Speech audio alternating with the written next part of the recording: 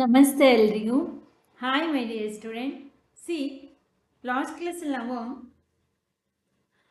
ಹೇಗೆ ನಾವೇ ತಯಾರಿಸುವಂಥದ್ದು compass, magnetic compass ಅದ್ರ ಬಗ್ಗೆ ಡಿಸ್ಕಸ್ ಮಾಡಿದ್ವಿ. ಸಿ ಆ್ಯಂಡ್ ಮ್ಯಾಗ್ನೆಟ್ ವಾಟರ್ ಅಲ್ಲಿ ಇರ್ತಕ್ಕಂಥ ಮ್ಯಾಗ್ನೆಟಿಕ್ ಕಾಂಪಾಸ್ ಹೇಗೆ ವರ್ಕ್ ಆಗುತ್ತೆ ಅನ್ನೋದನ್ನು ಆ್ಯಂಡ್ 4.4 ನೋಡಿ. Next, attraction and repulsion between magnets. ಕಾಂತಗಳ ನಡುವೆ ಇರ್ತಕ್ಕಂತಹ ಆಕರ್ಷಣೆ ಮತ್ತು ವಿಕರ್ಷಣೆ ಏನು ಅಂತ ನೋಡೋಣ. ಆ್ಯಂಡ್ ಆಲ್ರೆಡಿ ಲಾಸ್ಟ್ ಕ್ಲಾಸಲ್ಲಿ ಒಂದು ಕ್ವೆಶನ್ ಸಹ ಕೇಳಿತ್ತು ನಿಮಗೆ. ಟೂ ಮ್ಯಾಗ್ನೆಟ್ಸ್ನ ಹತ್ರ ತಂದರೆ ಏನಾಗುತ್ತೆ, ಕೆನ್ ಅಟ್ರಾಕ್ಟ್ ಆರ್ ರಿಪಲ್ಸ್ ಅಂತ ಕೇಳಿತ್ತು. ಅದಕ್ಕೆ ಆನ್ಸರ್ ನೀವು ತಿಳ್ಕೊಂಡಿರ್ತೀರಾ ಅಂದ್ಕೊಂಡಿರ್ತೀನಿ.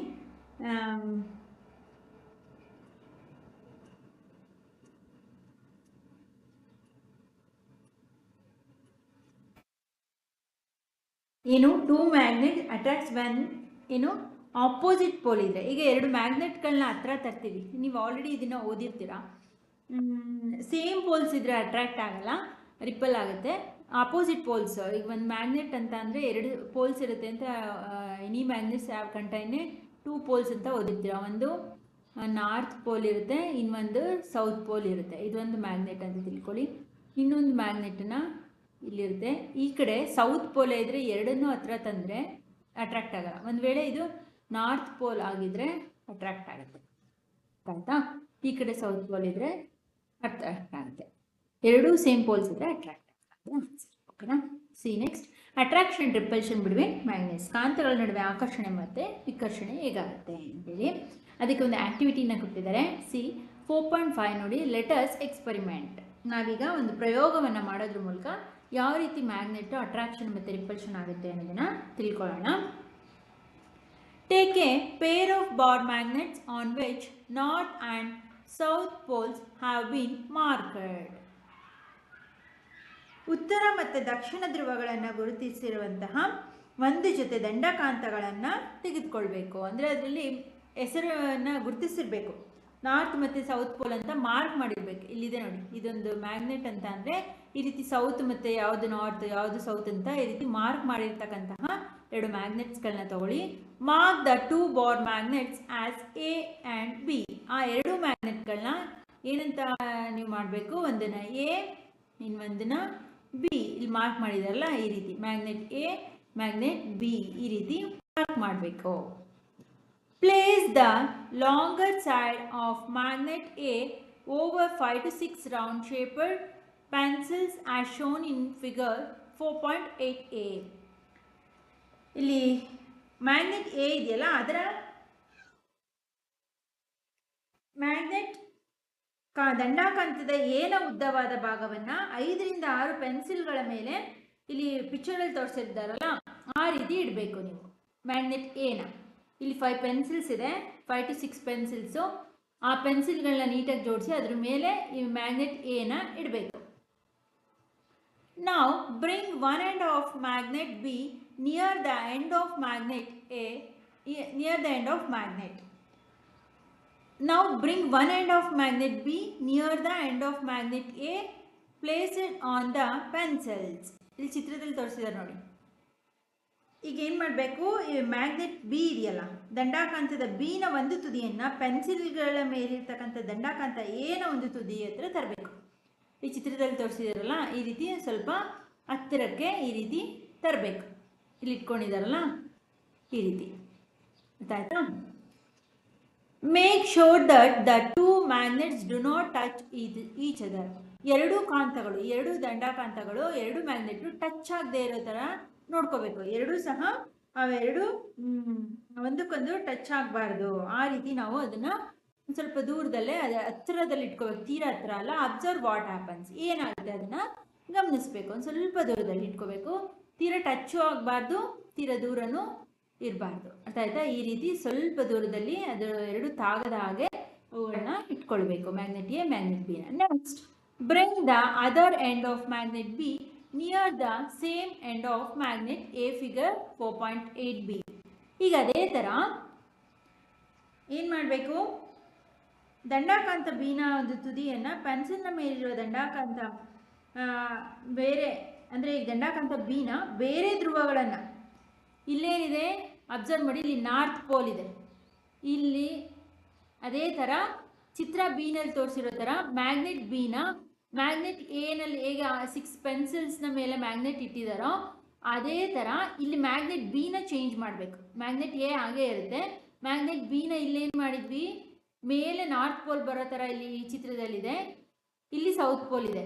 ಆದರೆ ಮ್ಯಾಗ್ನೆಟ್ ಬಿನಲ್ಲಿ ಏನು ಮಾಡಬೇಕು ನಾವು, ಪೆನ್ಸಿಲ್ಗಳ ಮೇಲಿರುವ ದಂಡಾಕಾಂತ ಎನ ಅದೇ ಧ್ರುವದ ಬಳಿಗೆ ದಂಡಾಕಾಂತ ಬಿ ಇನ್ನು ಬೇರೆ ಧ್ರುವದವನ್ನು ಹತ್ತಿರ ತರಬೇಕು. ಇಲ್ಲಿ ನೋಡಿ, ಸೌತ್ ಪೋಲ್ ಇರೋ ಥರ ಇದ್ರ ಹತ್ರ ಹೀಗೆ ತರಬೇಕು ಈ ದಂಡಾಕಾಂತವನ್ನು. Does the magnet A on the pencils begin to move?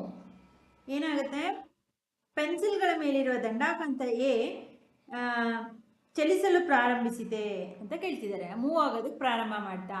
Does it always move in the direction of the approaching magnet? What do this observation suggest? ಹಾಗಾದರೆ ಯಾವಾಗ ತನ್ನತ್ತೆ ಚಲಿಸುತ್ತಿರುವ ಕಾಂತದ ಕಡೆಗೆ ಚಲಿಸುತ್ತದೆ ಆ ವೀಕ್ಷಣೆಯಿಂದ ನಿಮ್ಗೆ ಏನು ಗೊತ್ತಾಗುತ್ತೆ? ಇವೆರಡು ಮ್ಯಾಗ್ನೆಟ್ಗಳನ್ನ ಹತ್ರ ತಂದಾಗ ಈ ಎರಡು ಮ್ಯಾಗ್ನೆಟ್ಗಳಲ್ಲಿ ಯಾವ ಮ್ಯಾಗ್ನೆಟ್ ಹತ್ರ ಹೋದಂತೆ ಚಲಿಸುತ್ತೆ ಅದನ್ನು ವೀಕ್ಷಿಸಿ ನೀವು ಯಾಕೆ ಅಂತ ತಿಳಿಸ್ಬೇಕು. Interaction between two bar magnets, ಎರಡು ದಂಡಾಕಾಂತಗಳ ನಡುವಿನ ಪ್ರತಿವರ್ತನೆಗಳು ಕರೀತಾರೆ.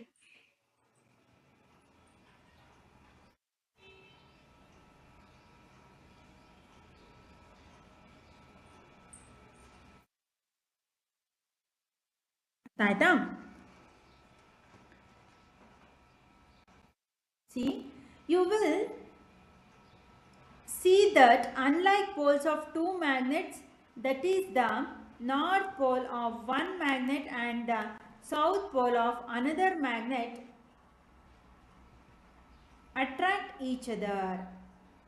ಇಲ್ಲಿ ಮಾಡಿದಂಥ ನಾವು ಚಟುವಟಿಕೆಯಲ್ಲಿ ಏನಾಯಿತು, ಕಾಂತಗಳ ವಿಜಾತೀಯ ಧ್ರುವಗಳು ಅಂದರೆ ಅಪೋಸಿಟ್ ಪೋಲ್ಸ್, ಬೇರೆ ಬೇರೆ ಧ್ರುವಗಳಿರ್ತಕ್ಕಂಥ ವಿಜಾತೀಯ ಧ್ರುವಗಳು ಅಂದರೆ ಒಂದು ಕಾಂತದ ದಕ್ಷಿಣ ಧ್ರುವವು ಮತ್ತೊಂದು ಕಾಂತದ ಉತ್ತರ ಧ್ರುವವು ಏನಾಗುತ್ತೆ, ಇಲ್ಲಿ ನೋಡಿ, you will see that unlike poles ಅಂದರೆ ಎರಡು ಬೇರೆ ಬೇರೆ ಜಾತಿಯ ಪೋಲ್ಸ್ಗಳು, ಧ್ರುವಗಳು ಆಫ್ ಟೂ ಮ್ಯಾಗ್ನೆಟ್ಸ್, ಎರಡು ದಂಡಾಕಾಂತದ ಬೇರೆ ಬೇರೆ ಧ್ರುವಗಳು, that is the north pole of one magnet, ಒಂದು ದಂಡಾಕಾಂತದ ನಾರ್ತ್ ಪೋಲ್ ಉತ್ತರ ಧ್ರುವವು, and south pole of another magnet, ಇನ್ನೊಂದು ದಂಡಾಕಾಂತದ ಸೌತ್ ಪೋಲ್ ದಕ್ಷಿಣ ಧ್ರುವವು ಏನಾಗುತ್ತೆ, ಅಟ್ರಾಕ್ಟ್ ಈಚ್ ಅದರ್. ಇಲ್ಲಿದೆ ನೋಡಿ, ಇಲ್ಲಿ ನಾರ್ತ್ ಪೋಲ್ ಇದೆ, ಇಲ್ಲಿ ಸೌತ್ ಪೋಲ್ ಇದೆ, ಇವೆರಡು ಏನಾಗುತ್ತೆ, ಅಟ್ರಾಕ್ಟ್ ಈಚ್ ಅದರ್, ಎರಡು ಅಟ್ರಾಕ್ಟ್ ಆಗುತ್ತೆ. ಆದರೆ ಇಲ್ಲಿ ಎರಡು ನೋಡಿ, ಇದು ಸೌತ್ ಇದೆ, ಇದು ಸೌತ್ ಪೋಲ್ ಇದೆ, ಇವೆರಡು ರಿಪ್ಪಲ್ ಆಗುತ್ತೆ. ಅರ್ಥ ಆಗ್ತಿದ್ಯಾ? ನೆಕ್ಸ್ಟ್ ಇದೆ ನೋಡಿ, ದ ಲೈಕ್ ಪೋಲ್ಸ್ ಅಂದರೆ ಒಂದೇ ಹಾಗೆ ಸಜಾತಿಯ ಧ್ರುವಗಳು, ಸಜಾತಿಯ ಒಂದೇ ಜಾತಿಯ ಧ್ರುವಗಳು, ಹೆಂಡಿಲ್ಸ್, that is either the north poles or the south poles of both magnets repel each other.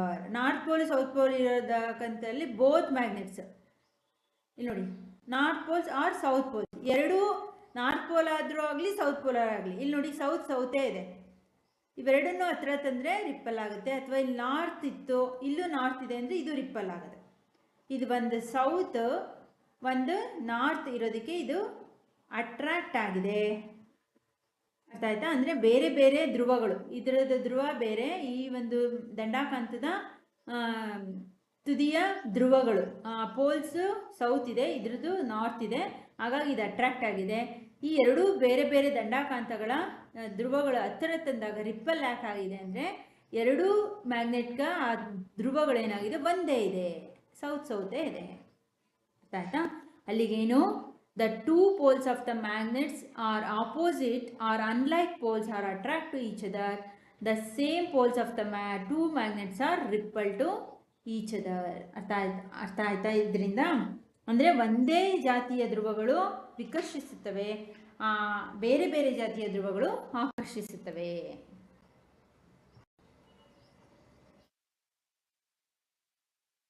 Repeat the activity by using an iron bar in place of one one of the magnets. What do you observe this time?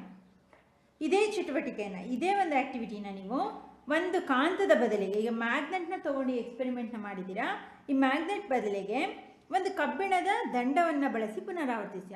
ಮಾಡಿದ್ವಲ್ವ iron bar, ಆ iron ಬಾರ್ಗೆ ಇದೇ ರೀತಿ ನೀವು ಎಕ್ಸ್ಪೆರಿಮೆಂಟ್ನ ಮಾಡಿ.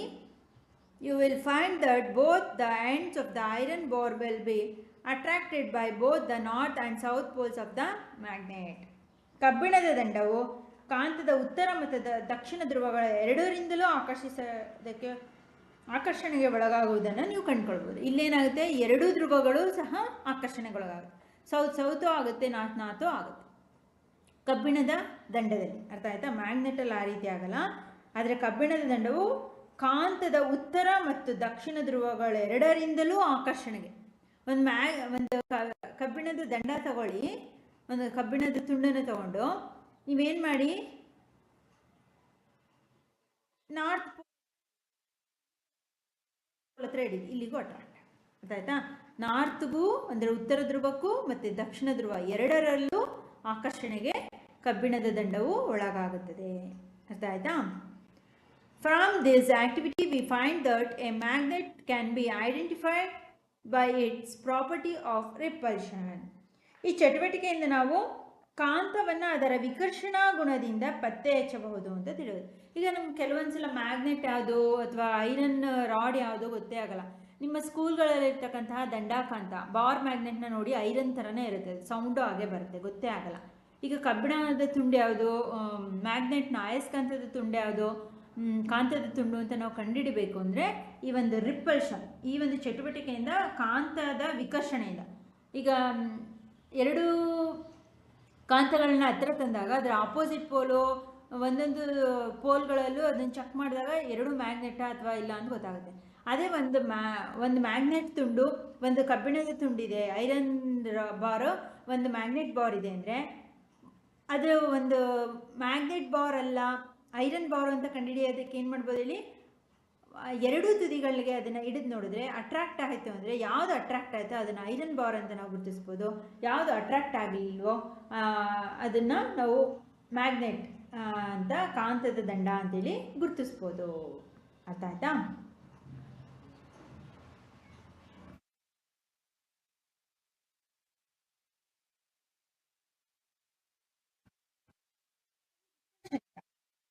ವಿಕರ್ಷಣಾ ಗುಣದಿಂದ ನಾವು ಕಾಂತವನ್ನು ಸುಲಭವಾಗಿ ಪತ್ತೆ ಹಚ್ಚಬಹುದು, ಅದರ ರಿಪಲ್ಷನಿಂದ. ಕಾಂತ ಆದರೆ ಅದು ಅಟ್ರಾಕ್ಟ್ ಮಾಡಲ್ವಲ್ಲ, ರಿಪಲ್ಷನ್ ಮಾಡಿಬಿಡುತ್ತೆ. ಹಾಗಾಗಿ ಗೊತ್ತಾಯ್ತಾ? C next activity 4.6 letters experiment. ಹಾಗಾದರೆ ಇನ್ನೊಂದು ಚಟುವಟಿಕೆಯನ್ನು ಕೊಟ್ಟಿದ್ದಾರೆ, ಪ್ರಯೋಗವನ್ನು ಮಾಡಿ ನೋಡೋಣ. Take A magnetic compass and A bar magnet. ಏನು ಮಾಡಬೇಕೀಗ ನಾವು, ಒಂದು ಕಾಂತೀಯ ದಿಕ್ಸೂಚಿ ಅಂದರೆ ಒಂದು ಮ್ಯಾಗ್ನೆಟಿಕ್ ಕಾಂಪಾಸು ಮತ್ತು ಒಂದು ದಂಡಾಕಾಂತವನ್ನು ತೆಗೆದುಕೊಳ್ಬೇಕು. ಚಿತ್ರದಲ್ಲಿ ಕೊಟ್ಟಿದ್ದಾರೆ ನೋಡಿ. ಮ್ಯಾಗ್ನೆಟಿಕ್ ಕಾಂಪಾಸ್ ಅಂದರೆ ಎಲ್ರಿಗೂ ನೋಡಿದ್ದೀರಾ, ಈ ರೀತಿ ಇರುತ್ತೆ. ಮ್ಯಾಗ್ನೆಟಿಕ್ ಕಾಂಪಾಸ್ನ ತಗೋಬೇಕು. ಈ ರೀತಿ ಒಂದು ದಂಡಾಕಾಂತ ಬಾರ್ ಮ್ಯಾಗ್ನೆಟ್ನ ತಗೊಳ್ಬೇಕು. Place the magnetic compass over A horizontal surface and wait for its needle to come to rest. ಏನು ಮಾಡ್ಬೇಕು ನಾವೀಗ, ಕಾಂತೀಯ ದಿಕ್ಸೂಚಿಯನ್ನು ಸಮಾನಾಂತರ ಮೇಲ್ಮೈ ಮೇಲೆ ಇಡಿ ಮತ್ತು ಅದು ವಿಶ್ರಾಂತ ಸ್ಥಿತಿಗೆ ಬರೋವರೆಗೂ ಕಾಯಬೇಕು. ಇದನ್ನು ಒಂದು ಟೇಬಲ್ ಮೇಲೋ ಅಥವಾ ಒಂದು ಡೆಸ್ಕ್ ಮೇಲೋ ಈ ಒಂದು ಕಾಂಪಾಸನ್ನು ಇಡಿ. ಅದು ನೀಡಲ್ಸ್ ನಿಂತ್ಕೊಳ್ಬೇಕಲ್ಲ, ಅದು ಒಂದು ಡೈರೆಕ್ಷನ್ಗೆ ಬರುತ್ತಲ್ಲ, ನಾರ್ತ್ ಸೌತ್ ಪೋಲ್ ಡೈರೆಕ್ಷನ್ಗೆ ನಿಂತ್ಕೊಳ್ಳುತ್ತೆ. ಅದು ಒಂದು ಆ ಕಾಂತೀಯ ದಿಕ್ಸೂಚಿ ಒಂದು ಸ್ವಲ್ಪ ಹೊತ್ತು ಇಟ್ಟು ಅದು ಸಮಾನಾಂತರ ಮೇಲ್ಮೈ, ಅದು ವಿಶ್ರಾಂತ ಸ್ಥಿತಿಗೆ ಬರೋವರೆಗೂ, ರೆಸ್ಟ್ ಪೊಸಿಷನ್ ಬರೋವರೆಗೂ ಅದನ್ನು ವೆಯ್ಟ್ ಮಾಡಿ ಆ ಕಾಂಪಾಸ್ನ ಇಟ್ಟು.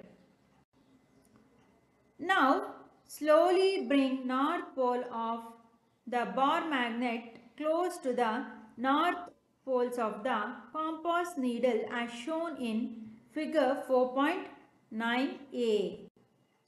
ಇಲ್ಲಿ ನೋಡಿ, ಈ ಕಡೆ ಯಾವ ಪೋಲ್ ಇದೆ, ನಾರ್ತ್ ಪೋಲ್ ಇದೆ, ಗೊತ್ತಾಗ್ತಿದ್ಯಾ? ಈಗ ಏನು ಮಾಡಿ, ನಿಧಾನವಾಗಿ ಈ ಬಾರ್ ಮ್ಯಾಗ್ನೆಟ್ನ ಆ ಕಾಂಪಾಸ್ ಇದ್ರ ಹತ್ರ, ಈ ಕಾಂಪಾಸ್ ಹತ್ರ ಯಾವ ದಿಕ್ಕು, ಯಾವ ಒಂದು ಧ್ರುವ ಇರೋ ಕಡೆ ತಗೊಂಡ್ಬರ್ಬೇಕು. ಉತ್ತರ ಧ್ರುವವನ್ನು ಕಾಂತ ದಿಕ್ಸೂಚಿಯ ಉತ್ತರ ಧ್ರುವದ ಬಳಿಗೆ ಚಿತ್ರದಲ್ಲಿರೋ ಥರ ಹತ್ರ ತನ್ನಿ. ಇಲ್ಲಿ ನಾರ್ತ್ ಪೋಲ್ ಇದೆ, ನಾರ್ತ್ ಪೋಲು ಇಲ್ಲೂ ಇರಬೇಕು. ಈ ಕಾಂಪಾಸಲ್ಲಿ ಎಲ್ಲಿ ನಾರ್ತ್ ಪೋಲ್ ಇದೆ ಇದಿದೆ, ಇದ್ರ ಹತ್ರಕ್ಕೆ ತೊಗೊಂಡು ಬರ್ಬೇಕು. ಇದು ಈ ಕಡೆ ನಾರ್ತ್ ಪೋಲು, ಈ ಕಾಂಪಾಸಲ್ಲೂ ನಾರ್ತ್ ಪೋಲ್, ಇದ್ರ ಹತ್ರಕ್ಕೆ ಈ ಕಾಂಪಾಸನ್ನು ತರಬೇಕು. ಎರಡೂ ನಾರ್ತ್ ಪೋಲೇ ಇರಬೇಕು. ಅರ್ಥ ಆಗ್ತಿದ್ಯಾ? ಎರಡೂ ಉತ್ತರ ಧ್ರುವಗಳೇ. ಆ ದಂಡಾಕಾಂತದ ಉತ್ತರ ಧ್ರುವವನ್ನು ಕಾಂಪಾಸ್ ನೀಡಲ್ ಕಾಂತ ದಿಕ್ಸೂಚಿಯ ಉತ್ತರ ಧ್ರುವದ ಬಳಿಗೆ ತೆಗೆದುಕೊಂಡು ಬರಬೇಕು. ಚಿತ್ರದಲ್ಲಿ ತೋರಿಸಿರೋ ಥರ. Observe the compass needle carefully. ಈಗ ಈ ಕಾಂಪಾಸನ್ನು ನೀಟಾಗಿ ಅಬ್ಸರ್ವ್ ಮಾಡೋದು, ಯಾವ ರೀತಿ ಅಳ್ಳಾಡುತ್ತೆ, ಅಲುಗಾಡುತ್ತೆ, ಅದು ಎಲ್ಲಿಗೆ ಮೂವ್ ಆಗುತ್ತೆ, ಎಲ್ಲಿಗೆ ಹೋಗಿ ನಿಂತ್ಕೊಳ್ತೀವಿ ಅಂತ ಕರೆಕ್ಟಾಗಿ ಅದನ್ನು ಕೇರ್ಫುಲ್ ಆಗಿ ಅಬ್ಸರ್ವ್ ಮಾಡಿ. ಹತ್ರ ತಂದಾಗ ಕಾಂಪಾಸನ್ನು ಅಬ್ಸರ್ವ್ ಮಾಡಬೇಕು. What do you observe? Does the needle deflect? If yes, in which direction? ಹಾಗಾದರೆ ಆ ಕಾಂತ ದಿಕ್ಸೂಚಿಯನ್ನು ಗಮನಿಸಬೇಕಾದ್ರೆ ಅದನ್ನು ವೀಕ್ಷಿಸ್ತೀರಿ. ಆ ಕಾಂತ ದಿಕ್ಸೂಚಿಯು ವಿಚಲನೆಗೊಂಡಿದೆ ಅಥವಾ ಏನಾದರೂ ಸ್ವಲ್ಪ ಅಲುಗಾಡುತ್ತೆ ಅಥವಾ ಯಾವ ದಿಕ್ಕಿನಲ್ಲಿ ವಿಚಲನೆಗೊಂಡಿತು, ಯಾವ ದಿಕ್ಕಿಗೆ ಅಂದರೆ ರೈಟಿಗೆ ಹೋಯ್ತಾ, ಲೆಫ್ಟಿಗೆ ಹೋಯ್ತಾ? ಇಲ್ಲಿ ನಾರ್ತ್ ಇದೆ ನೋಡಿ, ಈ ಕಡೆ ದಿಕ್ಸೂಚಿ ಇದೆ ರೈಟ್ ಸೈಡಲ್ಲಿ ಅಲ್ವಾ? ಯಾವ ಕಡೆ ಅದು ಡೈರೆಕ್ಷನ್ಗೆ ಅದು ಸ್ವಲ್ಪ ವಿಚಲನೆಗೊಂಡಿತು, ಅಲುಗಾಡ್ತು. ಒಂದು ವೇಳೆ ಅಲುಗಾಡ್ತು ಅಂದರೆ ಅದು ಯಾವ ದಿಕ್ಕಿಗೆ, ಯಾವ ಕಡೆಗೆ, ರೈಟ್ ಸೈಡ್ಗೋ ಲೆಫ್ಟ್ ಸೈಡ್ಗೋ ಹೋಗಿದೆ, ಅದನ್ನು ಗಮನಿಸಿ. ನಾವು ರಿಪೀಟ್ ದ ಅಂದರೆ ದೂರ ಹೋಯಿತು ಅಂದರೆ ಅಪೋಸಿಟ್, ನಾವು ಹೇಳಿರೋ ಥರ same poles are repel to each other. ಹತ್ರ ಬಂತು ಅಂದರೆ ಅಟ್ರಾಕ್ಟ್ ಅಂತ ನಾವು ಆಲ್ರೆಡಿ ಓದಿದ್ವಿ. ಅದಕ್ಕೆ ಮ್ಯಾಗ್ನೆಟಿಕ್ ಕಾಂಪಾಸನ್ನು ಒಂದು ಬಾರ್ ಮ್ಯಾಗ್ನೆಟಿಂದ ಎಕ್ಸ್ಪೆರಿಮೆಂಟ್ ಮಾಡ್ತಿದ್ದಾರೆ. ನಾವು repeat the above step with the south pole of the bar magnet. ಇದೇ ಚಟುವಟಿಕೆಯನ್ನು ನೀವೇನು ಮಾಡಬೇಕು? ದಂಡಾಕಾಂತದ ದಕ್ಷಿಣ ಧ್ರುವದೊಂದಿಗೆ ಪುನರಾವರ್ತಿಸಬೇಕು. ಇದು ನಾರ್ತ್, ಉತ್ತರ ಧ್ರುವದಲ್ಲಿ ಎಕ್ಸ್ಪೆರಿಮೆಂಟ್ ಮಾಡಿದ್ದೀರಾ. ಈಗ ಇನ್ನು ಅದೇ ಮ್ಯಾಗ್ನೆಟಿನ ಸೌತ್ ಪೋಲ್ ಕಡೆ ಆ ಧ್ರುವದಲ್ಲಿ ಇದೇ ಆ್ಯಕ್ಟಿವಿಟಿನ ಏನು ಮಾಡಬೇಕು? ಎಕ್ಸ್ಪೆರಿಮೆಂಟ್ನ ಮಾಡಬೇಕು. ಗೊತ್ತಾಯ್ತಾ? ರಿಪೀಟ್ ಮಾಡಬೇಕು. ಇಲ್ಲಿ ಮಾಡಿದ್ದಾರೆ ನೋಡಿ, ಸೌತನ್ನು ಒಂದ್ಸಲ ಸೌತ್ಗೆ ತೊಗೊಂಡು ಇನ್ನೊಂದ್ಸಲ ನಾರ್ತ್ಗೆ, ಈ ದಿಕ್ಕಿಗೆ ಇಲ್ಲಿಗೆ ಹತ್ತಿರ ತೊಗೊಂಡು ಬನ್ನಿ. Do you observe any differences this time? ಈಗ ಏನಾದರೂ ವ್ಯತ್ಯಾಸ ಇರೋದು ನಿಮಗೆ ಕಾಣಿಸ್ತಿದೆಯಾ? ಖಂಡಿತ. ಇಲ್ಲಿ ನೋಡಿ,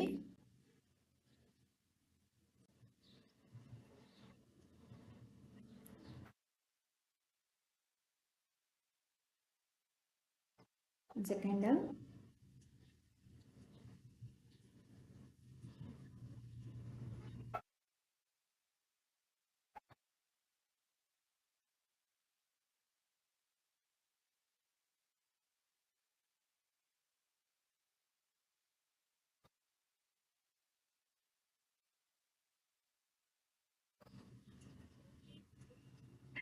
ಹಾಂ, ಇಲ್ಲಿ ನೋಡಿ, ಅಬ್ಸರ್ವ್ ಮಾಡಿ. ಇಲ್ಲೇನಾಗಿದೆ?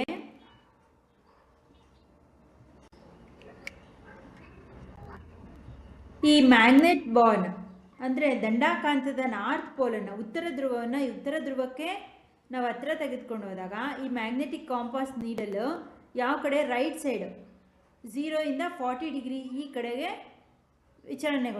ಬಂದಿದೆ ಅಲ್ವಾ? ರೈಟ್ ಸೈಡ್ಗೆ ಬಂದಿದೆ. ಅದೇ ಬಾರ್ ಮ್ಯಾಗ್ನೆಟ್ನ ಸೌತ್ ಪೋಲ್, ದಕ್ಷಿಣ ಧ್ರುವವನ್ನು ಅದರ ಉತ್ತರ ಧ್ರುವದ ಕಡೆಗೆ ಬಂದಾಗ ಅದು ಯಾವ ಕಡೆ ವಿಚಲನೆಗೊಂಡಿದೆ? 320 ಲೆಫ್ಟ್ ಸೈಡ್ಗೆ ವಿಚಲನೆಗೊಂಡಿದೆ. ಇಲ್ಲಿ ಅರ್ಥ ಆಗ್ತಿದೆ? ಈ ಕಡೆ ರೈಟ್ ಸೈಡ್ ಬಂದಿದೆ, ಇಲ್ಲಿ ಲೆಫ್ಟ್ ಸೈಡ್ಗೆ ಬಂದಿದೆ. ಅಂದರೆ compass needle and A magnet, ಒಂದು ದಿಕ್ಸೂಚಿ ಮತ್ತು ಕಾಂತಗಳು ಯಾವ ರೀತಿ ವರ್ತಿಸುತ್ತೆ? ಹಾಗಾದರೆ when the north pole of magnet is brought closer to the north pole of the compass needle, ಇಲ್ಲೇನಾಯಿತು? ಒಂದು ಕಾಂತದ ಉತ್ತರ ಧ್ರುವದ ಕಾಂತಸೂಚಿಯ ಉತ್ತರ ಧ್ರುವದ ಬಳಿಗೆ ತಂದಾಗ ಅದು ಚಿತ್ರದಲ್ಲಿ ತೋರಿಸಿರೋ ಥರ ಏನಾಗಿದೆ? ದೂರ ಸರಿದಿದೆ. ಅದೇ ರೀತಿ ಆ ಕಾಂತದ ಉತ್ತರ ಧ್ರುವದ ಕಾಂತವನ್ನು ದಕ್ಷಿಣ ಧ್ರುವದ ಬಳಿಗೆ ತಂದಾಗ ಅದು ಹತ್ತಿರ ಸರಿದಿದೆ. ಇದು ನೋಡಿ, ದೂರ ಹೋಗಿದೆ ಇದು ಅಲ್ವಾ? ನಾರ್ತ್ ಸೇಮ್ ಪೋಲ್, ನಾರ್ತ್ ತಂದಾಗ ಇದು ಈ ಕಡೆಯಿಂದ ದೂರಕ್ಕೆ ಹೋಗಿದೆ. ಇದೇನಾಗಿದೆ? ಇದು ಹತ್ತಿರಕ್ಕೆ ಈ ಕಡೆಗೆ ಬಂದಿದೆ. ನಾರ್ತ್ ಇದ್ರ ಹತ್ತಿರಕ್ಕೆ ಆಪೋಸಿಟ್ ಅಲ್ವಾ? ಇದು ಸೌತ್ ಇದೆ, ಇದು ನಾರ್ತ್. ಇಲ್ಲಿಗೆ ತಂದಾಗ ಏನಾಗಿದೆ? ಇವೆರಡು ಅಟ್ರಾಕ್ಟ್ ಆಗಿದೆ, ಅಂದರೆ ಆಪೋಸಿಟ್ ಪೋಲ್ಸ್ ನಾರ್ತ್ ಸೌತು. ಇದೇನಾಗಿದೆ? ದೂರ ಹೋಗಿದೆ, ರಿಪಲ್ಷನ್. ಆಯ್ತು ಅನ್ಕೋತೀನಿ. C It moves away as shown in figure 4.9a. When the south pole of the magnet is brought closer to the north pole of the compass needle, it moves closer. ಈಗ ಹೇಳಿದ್ನಲ್ಲ ಅದೇ ಅಂದರೆ ಉತ್ತರ ಧ್ರುವಕ್ಕೆ ತೆಗೆದುಕೊಂಡು ಹೋದಾಗ ಅವೆರಡು ದೂರ ಸರಿದಿದೆ ಕಾಂಪಾಸ್ ನೀಡಲು. ಉತ್ತರ ಧ್ರುವನ ದಕ್ಷಿಣ ಧ್ರುವದ ಕಡೆಗೆ ಕಾಂಪಾಸ್ ನೀಡಲ್ನ ತೆಗೆದುಕೊಂಡು ಹೋದಾಗ ಕಾಂಪಾಸ್ ನೀಡಲ್ ಹತ್ರ ದಂಡಕಾಂತ ತೆಗೆದುಕೊಂಡು ಹೋದಾಗ ಇದೇನಾಗಿದೆ, ಕಾಂಪಾಸ್ ನೀಡಲು ಅಟ್ರಾಕ್ಟ್ ಆಗೋ ಥರ ಹತ್ರ ಸರಿದಿದೆ. ಅರ್ಥ ಆಯ್ತಾ? Suppose we place a piece of wood between the compass needle and the magnet. Will this affect the deflection of the compass needle? ಈ ಎರಡರ ನಡುವೆ ಒಂದು ಮರದ ತುಂಡನ್ನು, ಈ ಕಾಂಪಾಸ್ ನೀಡಲ್ ಮತ್ತು ಮ್ಯಾಗ್ನೆಟ್ ನಡುವೆ ಒಂದು ಮರದ ತುಂಡನ್ನು ಇಟ್ಟಿದ್ರೆ, ಈಗ ನಾವು ಈ ಎಕ್ಸ್ಪೆರಿಮೆಂಟ್ ಮಾಡಿದ್ವಲ್ಲ, ಆ ಮರದ ತುಂಡನ್ನು ಇಟ್ಟಾಗ ಕಾಂತದ ವಿಚಲನೆಯಲ್ಲಿ ಏನಾದರೂ ಪ್ರಭಾವ ಬೀರ್ತಿತ್ತೆ, ಕಾಂಪಾಸ್ ನೀಡಲು ಅಲ್ಗಾಡದೆ ಹಾಗೇ ಇರ್ತಿತ್ತ, ಮಧ್ಯ ಮರ ತುಂಡು ಬಂದುಬಿಟ್ಟಿರುತ್ತಲ್ಲ, ಅಟ್ರಾಕ್ಷನ್ನು ಆಗದೆ ಏನಾದರೂ ಈ ನೀಡಲಲ್ಲಿ ಸೂಜಿಯ ಕಾಂಪಾಸ್ ನೀಡಲ್ನ ಸೂಜಿಯದ ಚಲನೆಯಲ್ಲಿ ಏನಾದರೂ ವ್ಯತ್ಯಾಸ ಇರ್ತಿತ್ತೆ ಅಂತ ಕ್ವಶನ್ ಇದೆ. ಅದನ್ನು ನೆಕ್ಸ್ಟ್ ಕ್ಲಾಸಲ್ಲಿ ಡಿಸ್ಕಸ್ ಮಾಡೋಣ. ಇಷ್ಟರಲ್ಲಿ ಏನಾದರೂ ಡೌಟ್ಸ್ ಇತ್ತು, ಅರ್ಥ ಆಗಲಿಲ್ಲ ಅಂದರೆ ಅದನ್ನು ಡಿಸ್ಕ್ರಿಪ್ಷನಲ್ಲಿ ಕಮೆಂಟ್ ಮಾಡಿ. ಆ್ಯಂಡ್ ಆದಷ್ಟು ವಿಡಿಯೋನ ನಿಮ್ಮೆಲ್ಲ ಫ್ರೆಂಡ್ಸ್ಗಳಿಗೂ ಶೇರ್ ಮಾಡಿ ಆ್ಯಂಡ್ ಸಬ್ಸ್ಕ್ರೈಬ್ ಮಾಡ್ಕೊಳ್ಳೋಕೆ ಹೇಳಿ. ಬಿಕಾಸ್ ಸಬ್ಸ್ಕ್ರೈಬ್ ಮಾಡಿಕೊಂಡ್ರೆ ಆ್ಯಂಡ್ ಶೇರ್ ಮಾಡೋದ್ರಿಂದ ಅವರು ಸಹ ಈಸಿಯಾಗಿ ಕನ್ನಡದಲ್ಲಿ, ನಮ್ಮ ಮಾತೃಭಾಷೆ ಸುಲಭವಾದ ಕನ್ನಡದಲ್ಲಿ ಸೈನ್ಸಿನ ಅರ್ಥ ಮಾಡ್ಕೋತಾರೆ. ಅರ್ಥ ಆದರೆ ಸೈನ್ಸ್ ಟಫ್ ಅನ್ಸಲ್ಲ ಅವ್ರಿಗೂ, ಸುಲಭವಾಗಿ ಎಲ್ಲ ಕ್ಲಾಸಸ್ದು ಕೇಳ್ಕೊಂಡು ಹೋಗ್ಬೋದು. ಆ್ಯಂಡ್ ಅವರೇ ಓನಾಗಿ ವರ್ಡ್ಸ್ನ ಫ್ರೇಮ್ ಮಾಡಿಕೊಂಡು ಆನ್ಸರ್ ಮಾಡ್ಬೋದು. ಕನ್ನಡದಲ್ಲಿ ಇರ್ಬೋದು, ಇಲ್ಲ ಇಂಗ್ಲೀಷಲ್ಲಿ ಇರ್ಬೋದು, ಅರ್ಥ ಆಗಿಬಿಟ್ರೆ ಒಂದ್ಸಲ. ಆ್ಯಂಡ್ ಸಬ್ಸ್ಕ್ರೈಬ್ ಮಾಡಿಕೊಂಡ್ರೆ ಡೈಲಿನ ಆಗ್ತಕ್ಕಂಥ ಕ್ಲಾಸಸ್ದು ನೋಟಿಫಿಕೇಷನ್ ಬರುತ್ತೆ, ಸರ್ಚ್ ಮಾಡೋ ಅವಶ್ಯಕತೆ ಇಲ್ಲ. ಹಾಗಾಗಿ ಓಕೆನಾ? ಓಕೆ ಮೈ ಡಿಯರ್ ಸ್ಟೂಡೆಂಟ್, ಇಷ್ಟರಲ್ಲಿ ಆ್ಯಂಡ್ ಆದಷ್ಟು ನಿಮಗೆ ಇನ್ಸೈಡ್ ಟೆಕ್ಸ್ಟ್ ಬುಕ್ಕಲ್ಲಿ objective type question and answers ಬೇಕು, ಫಿಲ್ ಇನ್ ದ ಬ್ಲ್ಯಾಂಕ್ಸ್ ಬೇಕು, ಹೆಚ್ಚು ಕ್ವಶನ್ ಆ್ಯಂಡ್ ಆನ್ಸರ್ಸ್ ಮಾಡಿರೋದು ಬೇಕು ಅಂದರೆ ಇನ್ನೊಂದು ಸೈನ್ಸ್ ಕ್ವಶನ್ ಬ್ಯಾಂಕ್ ಅಂತಲೇ ಚಾನಲ್ ಇದೆ, ಅದ್ರದ್ದು ಲಿಂಕ್ನ ನಾನು ಡಿಸ್ಕ್ರಿಪ್ಷನಲ್ಲಿ ಹಾಕಿರ್ತೀನಿ, ಅಲ್ಲಿಗೆ ಹೋಗಿ ವಿಸಿಟ್ ಮಾಡಿ. ಆ್ಯಂಡ್ ಆದಷ್ಟು ಟೆಕ್ಸ್ಟ್ ಬುಕ್ನ 2 or 3 ಟೈಮ್ ರೀಡ್ ಮಾಡಿ, ಆಡಿಯೋನ 2-3 ಟೈಮ್ ಕೇಳ್ಕೊಳ್ತಾ ಟೆಕ್ಸ್ಟ್ ಬುಕ್ನ ಓದಿ, ಇಂಪಾರ್ಟೆಂಟ್ ಮಾಡನ್ನ ಅಂಡರ್ಲೈನ್ ಮಾಡ್ಕೊಳ್ಳಿ. ನಾನು ಕೊಡೋಂಥ ಹೋಮ್ವರ್ಕ್ ಕ್ವಶನ್ಸ್ಗೆ ನೀವೇ ಆನ್ಸರ್ ಮಾಡೋಕ್ಕೆ ಟ್ರೈ ಮಾಡಿ, ಅದನ್ನು ಅಡಿಷನ್ ಕ್ವಶನ್ ಆ್ಯಂಡ್ ಆನ್ಸರ್ಸ್ ಆಗಿ ನೋಟ್ಸಲ್ಲಿ ಬರೆದಿಟ್ಕೊಳ್ಳಿ. ಓಕೆ, ಇವತ್ತಿನ ಹೋಮ್ವರ್ಕ್ ಕ್ವಶನ್ಸ್ನ ತಗೊಳ್ಳಿ.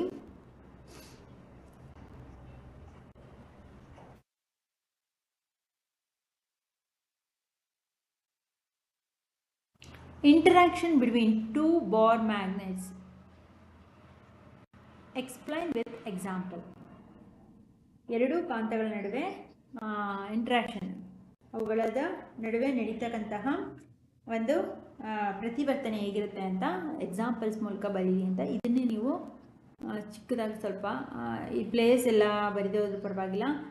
Bring the one end of the magnet, at least ನಾವು bring one end of the magnet, ಇದನ್ನೇ ಶಾರ್ಟಾಗಿ ಬರೀರಿ, ಅಂದರೆ ನಿಮ್ಗೊಂದು ಅರ್ಥ ಆಗುತ್ತೆ ಅಂತ.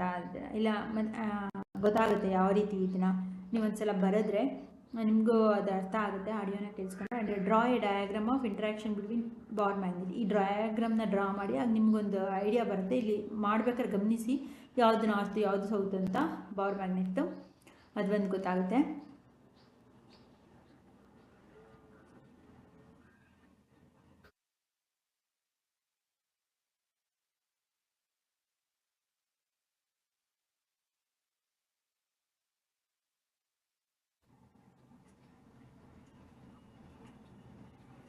What happens when the like poles of two magnets near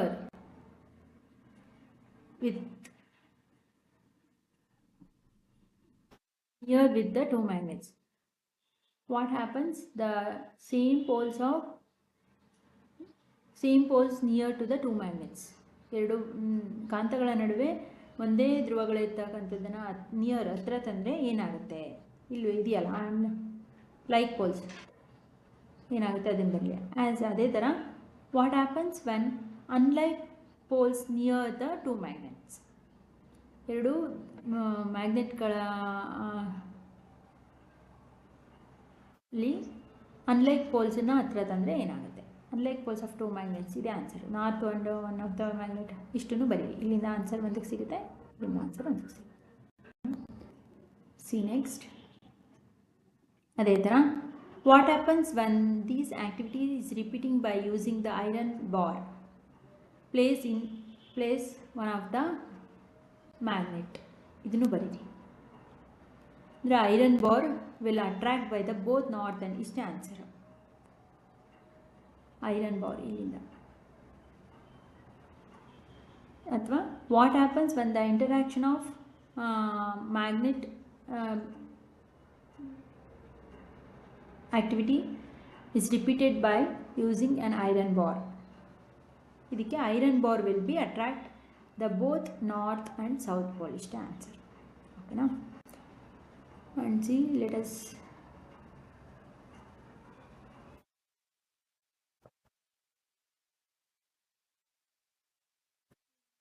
ನಿಮಗೆ ಆದರೆ ಆನ್ಸರ್ ಮಾಡೋಕ್ಕೆ ಟ್ರೈ ಮಾಡಿ, ಇಲ್ಲ ನೆಕ್ಸ್ಟ್ ಕ್ಲಾಸಲ್ಲಿ ಡಿಸ್ಕಸ್ ಮಾಡೋಣ. ಏನು ಹೇಳಿ? The compass needle is also a magnet. Well it show the same behaviour if the magnet is brought closer to it. ಅಂದರೆ ಕಾಂತ ದಿಕ್ಸೂಚಿಯ ಒಂದು ಸೂಜಿ ಸಹ ಒಂದು ಕಾಂತ ಇನ್ನೊಂದು ಕಾಂತವನ್ನು ಅದರ ಸಮೀಪಕ್ಕೆ ತಂದಾಗ ಅದೇ ವರ್ತನೆಯನ್ನು ತೋರಿಸುತ್ತಾ ಅಂತ ಕೇಳ್ತಿದ್ದಾರೆ. ಇದನ್ನು ನೆಕ್ಸ್ಟ್ ಕ್ಲಾಸಲ್ಲಿ ನಾನು ಆನ್ಸರ್ ಮಾಡ್ತೀನಿ, ನೀವು ಸಹ ಆನ್ಸರ್ ಮಾಡೋದಕ್ಕೆ ಟ್ರೈ ಮಾಡಿ. Compass needle is one of the magnet ಅನ್ನೋದನ್ನು. Okay, see next.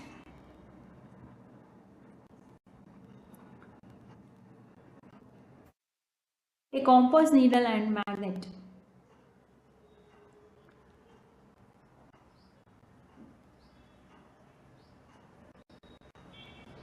Near same and opposite poles, what is the results are obtained?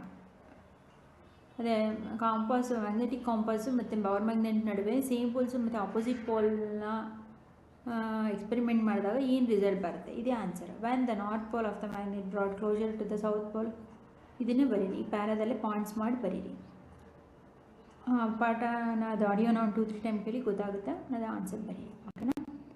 ಇದಕ್ಕೂ ಆನ್ಸರ್ ಮಾಡೋಕ್ಕೆ ಟ್ರೈ ಮಾಡಿ. ಅದೇ ಒಂದು ವುಡನ್ನ ಮಧ್ಯದಲ್ಲಿ ಇಟ್ಟಾಗ ಏನಾಗುತ್ತೆ ಅಂತ ನೆಕ್ಸ್ಟ್ ಕ್ಲಾಸಲ್ಲಿ ಆನ್ಸರ್ ಮಾಡ್ತೀನಿ. ಇಲ್ಲಿ ನೆಕ್ಸ್ಟ್ ಅದೇ ಇದೆ, ಅದನ್ನು ನೋಡೋಣ. ನಿಮ್ಗೆ ಇಲ್ಲೇ ಬೇಕಾದ್ರೆ ನೆಕ್ಸ್ಟ್ ಇದು ನೀವೇ ಓದ್ಕೊಂಡ್ರೆ ಇಲ್ಲಿ ಆನ್ಸರ್ ಸಿಗುತ್ತೆ, ಇಲ್ಲ ನಾವು ನೆಕ್ಸ್ಟ್ ಕ್ಲಾಸಲ್ಲಿ ಡಿಸ್ಕಸ್ ಮಾಡಿ. ಓಕೆ ಮೈ ಡಿಯರ್ ಸ್ಟೂಡೆಂಟ್, ಎಷ್ಟರಲ್ಲಿ ನಮ್ಮ ಪ್ಲೇಲಿಸ್ಟ್ನ ಚೆಕ್ ಮಾಡಿ, ಒಂದು lesson complete explanation and notes ಸಿಗುತ್ತೆ. Thank you.